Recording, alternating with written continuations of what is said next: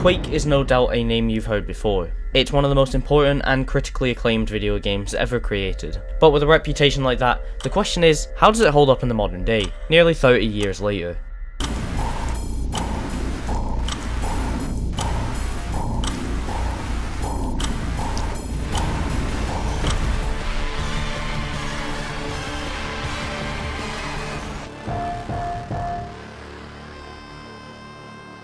To give you an understanding of why this game is so important and why it even matters if it's still fun to play, let me explain a little bit about what the game is, for those of you who don't already know. Quake was released in 1996, which is about 27 years ago. It was developed by id Software, which is pretty obvious, I didn't really need to say that, I just really wanted to use this video. Yeah, where was I?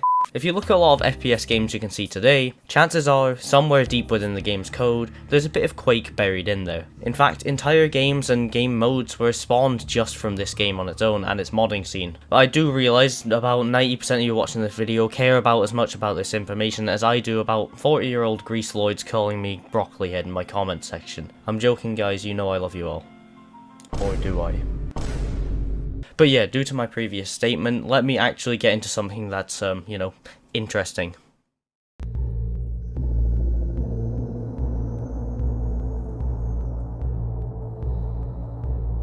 Hold on, wait, what did I just say? Run that back a minute. Actually get into something that's, you know, interesting. I'm not reading all that. Yeah, I'm not talking about this, let's move on.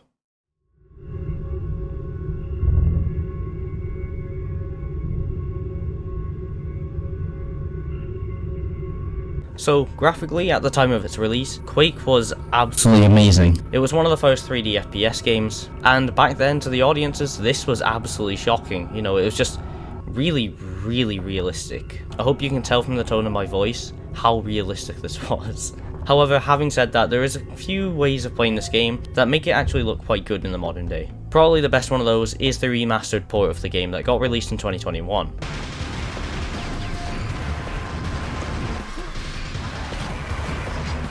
This allows you to play the game with much improved graphics, such as better lighting, shadows, interpolated animations, and different models. However, I usually do play the game with these new models turned off as they do give me an 1,000-yard stare. Of course, the game still does look dated by modern standards, but at least the game is still visually pleasing to look at, which isn't something you can really get from a lot of older FPS games, especially 3D ones from that era. You know, and while the visuals can help to build up Quake's foreboding and oppressive atmosphere, that still does leave the question whether the sound design further adds to this, or if it just does not work. Let's find out.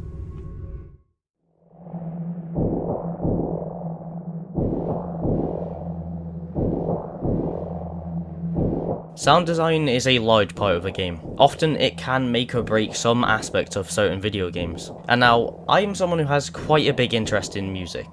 But yeah, my tastes in music usually lie within most types of metal, whether that be the masterpieces such as this, or music like this that I can't show the album covers to because I don't want to get demonetized. Also like some rock music. But anyway, why does this matter? Well, it doesn't. Well, no, actually kind of, it does. One of the bands I enjoy listening to quite a lot is an industrial rock band, you know, this small little band, I don't know if you've heard of them, called 9 Inch Nails. Now, I'm about to give you some information that you'll never hear in a Quake video online. 9 Inch Nails did in fact make the music and all of the sounds for Quake. Shocking, I know. I might be the first person to have said that on YouTube. The sound design and the music design specifically is eerie and frightening. I dare you to go listen to this soundtrack in the middle of the night in the dark on your own.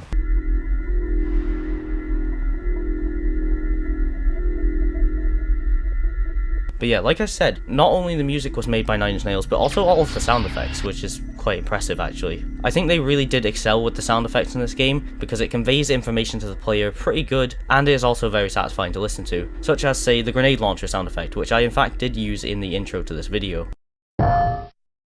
I think that this sound design is pretty useful, as a lot of older games like this can get kinda confusing with conveying information to the player, so I am very glad that the sounds in Quake are so well utilised. Now, sounding good is pretty important. You can have all the greatest sounds in the world, but if you can't play a fun game, then what's the point? So, that leaves us with another question that needs answering. Is the gameplay good? Does it hold up in the modern day? Or is it a relic that's better off left alone?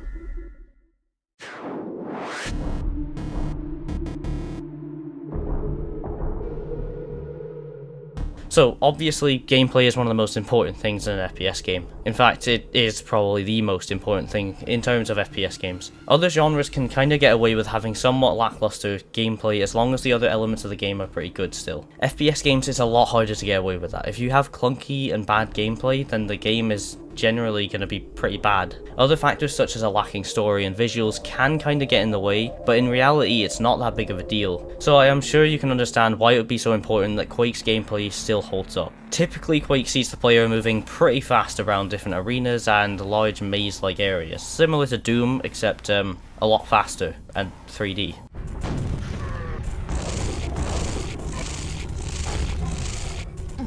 Again, similar to Doom, it sees you running around picking up weapons, keycards, pressing buttons, opening doors, and killing monsters. That's generally the gist of the campaigns in these games. They're pretty simple.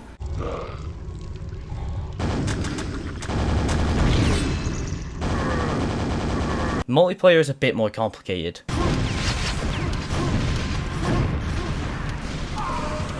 And if you're a complete sweat... Hold on. Why does it say loser in brackets on the script? That's odd. But yeah, multiplayer has a variety of game modes. And guess what? You'll never guess this right. It involves running around really fast, picking up guns, and killing people. Who would have guessed that?